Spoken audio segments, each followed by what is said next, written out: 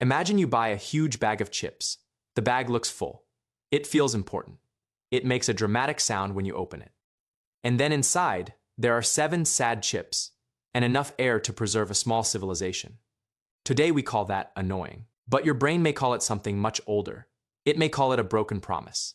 Because long before fake discounts, tiny portions, hidden fees, pyramid schemes, miracle supplements, dating app lies, and companies that disappoint you so badly you never buy from them again, humans already had a problem. Other humans. So here is the question: did ancient humans get scammed? The short answer is yes.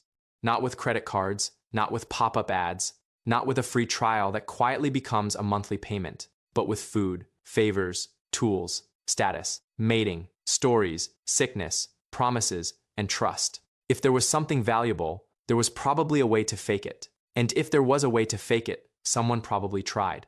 That is not because ancient humans were evil. It is because humans were social animals living inside a permanent math problem. Sharing helped you survive, trust helped you survive, cooperation helped you survive. But trusting the wrong person could get you robbed, hungry, abandoned, injured, humiliated, or dead. In the Stone Age, there was no customer service desk. There was no refund button. There was no court where you could calmly explain that UGG promised 1 basket of berries and delivered 3 questionable routes. There was only memory, reputation, gossip, anger, shame, and the silent decision to never hunt with that person again. The first scams were probably not complicated.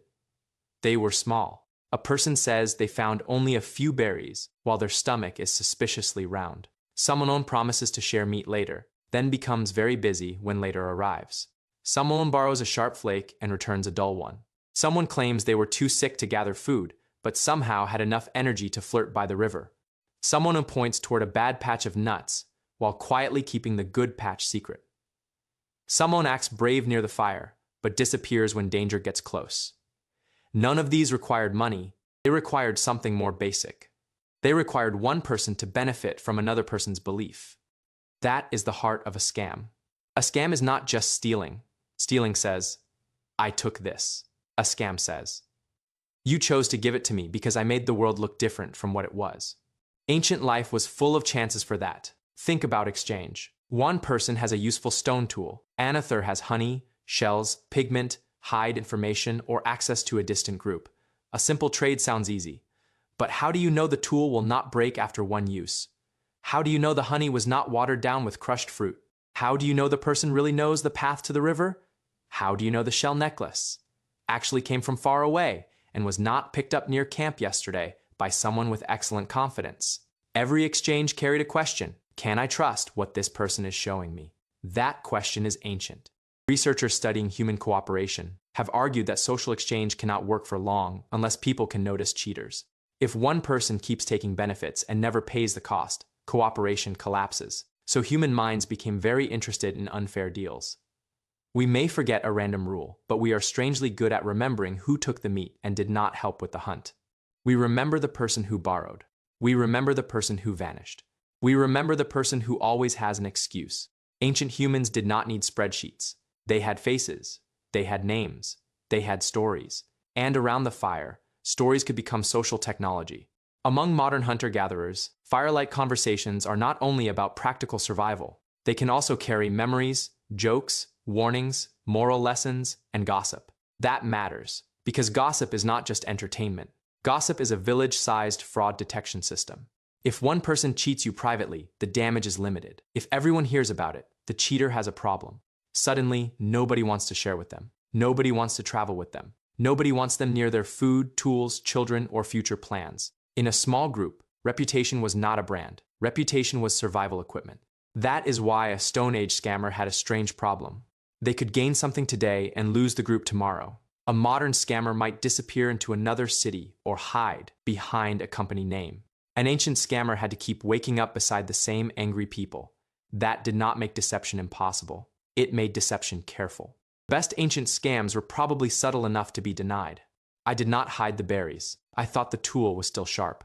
I really was sick. I was going to share. But then the children were hungry. I did not lie about the trail. The trail changed.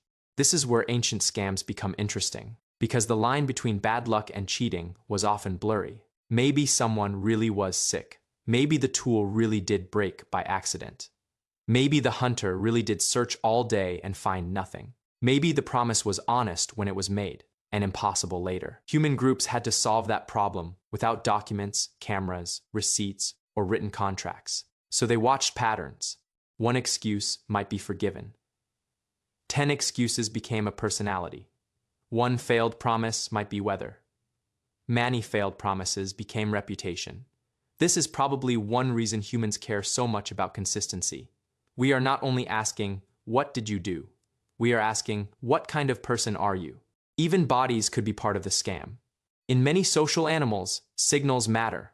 A signal says, look at me, I am strong, I am generous, I am dangerous, I am loyal, I am in need. But signals create temptation. If being seen as brave brings respect, someone may act brave when it is cheap. If being seen as generous brings allies, someone may give publicly and take privately. If being seen as injured brings help, someone may exaggerate pain. If being seen as a good mate brings attention, someone may fake commitment. This does not mean every display was fake. It means ancient humans lived in a world where appearance and reality were always negotiating. Costly signals help solve this. Some signals are hard to fake because they cost too much.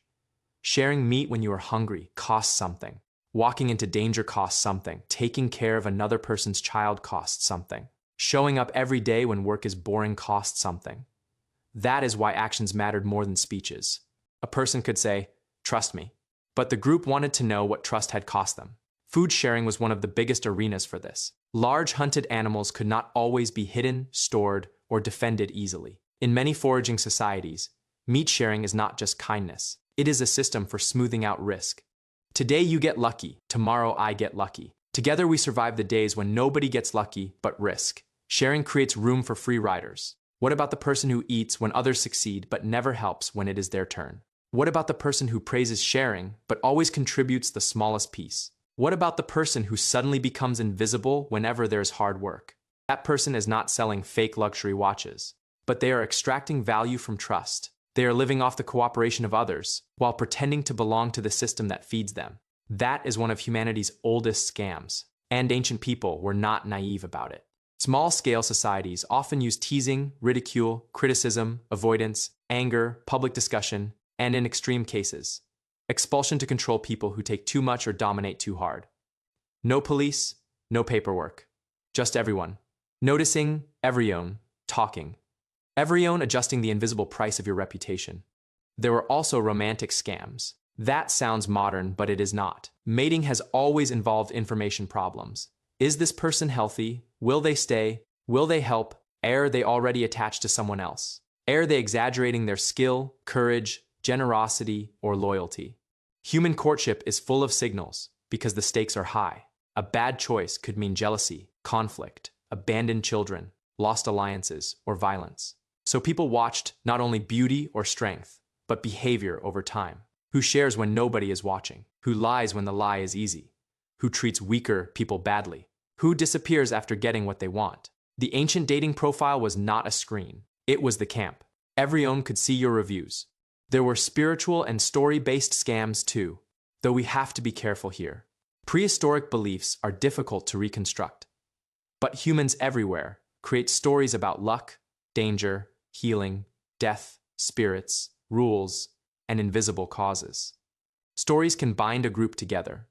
They can preserve knowledge. They can make people brave. They can help explain suffering. But stories can also give power to the storyteller. If one person claims special access to hidden knowledge, the group has to decide whether that claim is useful, sincere, mistaken, or manipulative. That decision is still with us. Every miracle cure, every secret method, every only I can fix this. This promise uses an ancient doorway in the mind. We want help. We want certainty. We want someone to know what the dark means. That desire is beautiful. It is also exploitable. So did ancient humans get scammed? Almost certainly.